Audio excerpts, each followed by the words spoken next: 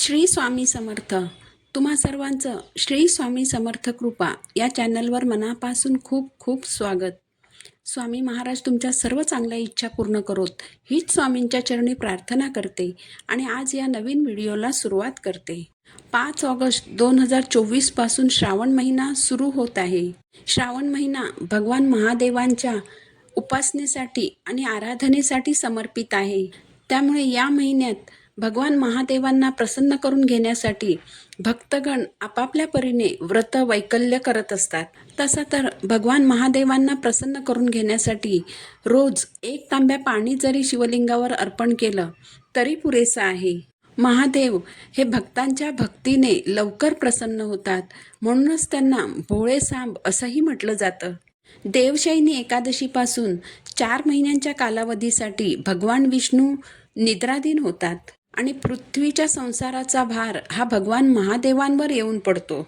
अशा परिस्थितीत भगवान महादेवांना प्रसन्न करून घेण्यासाठी मी आज तुम्हाला अशा काही वस्तू सांगणार आहे ज्या महादेवांना अतिशय प्रिय आहेत. या श्रावण महिन्यात जर या वस्तू आपण भगवान महादेवांच्या पूजेत वापरल्या किंवा शिवलिंगावर अर्पण केल्या तर भगवान महादेव प्रसन्न होतात आणि आपल्या पुढील आयुष्यात येणारी संकट दूर करतात. इतकंच नाही तर आपल्या सर्व इच्छा आणि मनोकामना देखील पूर्ण करतात. तर श्रावण महिन्यात कोणत्या वस्तू शिवलिंगावर अर्पण कराव्यात हे जाणून घेण्यासाठी तुम्ही व्हिडिओ शेवटपर्यंत पहा. चॅनलवर नवीन असाल तर चॅनलला सबस्क्राईब जरूर करा. भगवान महादेवांना लवकर प्रसन्न होणारी देवता असं म्हटलं जातं.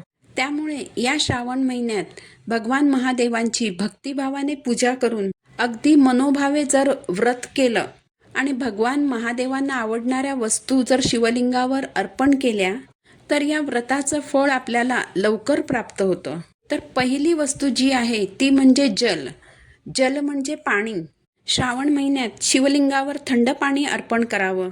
शिवलिंगावर जल अर्पण करण्याचे महत्त्व समुद्र मंथनाच्या कथेशी संबंधित आहे. समुद्र मंथनातून जेव्हा विष उत्पन्न झाले तेव्हा त्या विषापासून ब्रह्मांडाला वाचविण्यासाठी महादेवांनी ते विष प्राशन केलं. त्यामुळे त्यांचा कंठ पूर्ण निळा झाला होता. तेव्हा विषाची दाहकता कमी करण्यासाठी सर्व देवी देवतांनी शिवाला जल अर्पण केले होते. त्यामुळे शिवजींच्या पूजेत पाण्याला विशेष महत्त्व आहे. त्यामुळे जिथे जिथे शिवलिंग असते तिथे तिथे पाण्याची संततधार शिवलिंगावर पडेल अशी व्यवस्था केलेली असते. यानंतरची जी वस्तू आहे ती म्हणजे बिल्वपत्र. बिल्वपत्र म्हणजे बेलाचे पान. शास्त्रानुसार बेलपत्राची 3 पाने भगवान शंकरांच्या 3 डोळ्यांचे प्रतिनिधित्व करतात. बेलपत्र अर्पण म्हणजे आपल्या स्वभावातील तम, रजस आणि सत्वगुणांचा त्याग करणं हे होय. यानंतरची जी वस्तू आहे ती म्हणजे कापूर. कापूर हे वातावरण शुद्ध, प्रसन्न आणि पवित्र करतं. भगवान शिवशंकरांच्या पूजेत कापूर आरतीला अतिशय महत्त्व आहे. त्यामुळे भोलेनाथांना कापूर अर्पण करावा. यानंतरची जी वस्तू आहे ती म्हणजे तांदूळ. शिवलिंगावर नेहमी अखंड तांदूळ अर्पण करावेत. भगवान शंकरांना पांढरे अक्षत प्रिय आहेत. तुटलेले किंवा अर्ध्या तुकड्यांच्या स्वरूपात असलेले तांदूळ कधीही शिवलिंगावर अर्पण करू नयेत. तुमच्याकडे जर अखंड तांदूळ असतील तरच ते शिवलिंगावर अर्पण करा, अन्यथा तांदूळ अर्पणच करू नका. अखंड तांदूळ शिवलिंगावर अर्पण केल्यामुळे आपल्या घरातील धनधान्यात वाढ होते. यानंतरची जी वस्तू आहे ती म्हणजे धोत्र्याचे फळ. धोत्रा हे फळ विषारी असले तरी ते भगवान शिवांना अतिशय प्रिय आहे. भगवान शिवशंकर ज्या कैलास पर्वतावर वास करतात तेथील वातावरण अतिशय थंड असते. धोत्रा हे फळ उष्ण आहे, ते उष्णता प्रदान करते, म्हणून भगवान शिवांना धोत्रा हे फळ अर्पण करावे. नंतरची जी वस्तू आहे ती म्हणजे भस्म. भस्म हे पवित्रतेशी संबंधित आहे. भगवान शिव त्यांच्या शरीराला भस्म लावून स्वतःला मृत आत्म्याशी जोडतात असं म्हटलं जातं.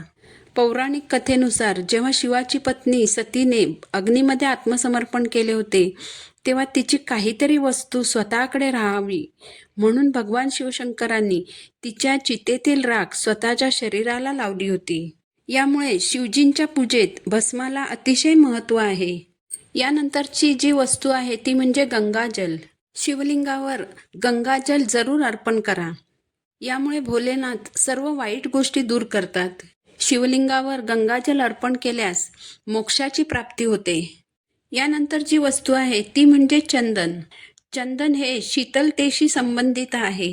भगवान शिव त्यांच्या डोक्याला चंदनाचे त्रिपुंड लावतात.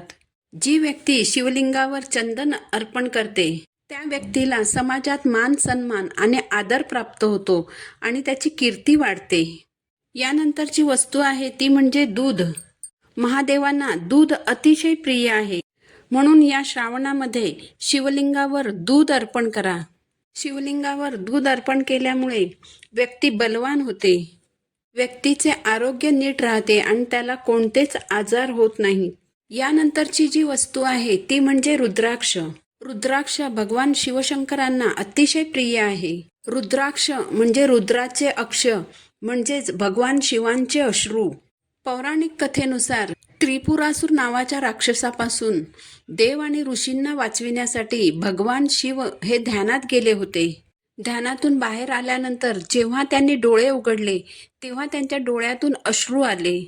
पृथ्वीवर जिथे जिथे त्यांचे अश्रू पडले तिथे तिथे रुद्राक्षाची झाडे उगवली. जर तुमच्याकडे रुद्राक्षाची माळ नसेल तर एक तरी रुद्राक्ष शिवलिंगावर जरूर अर्पण करावा.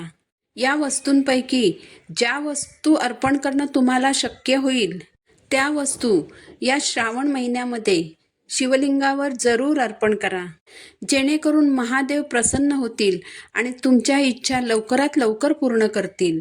श्री स्वामी समर्थ.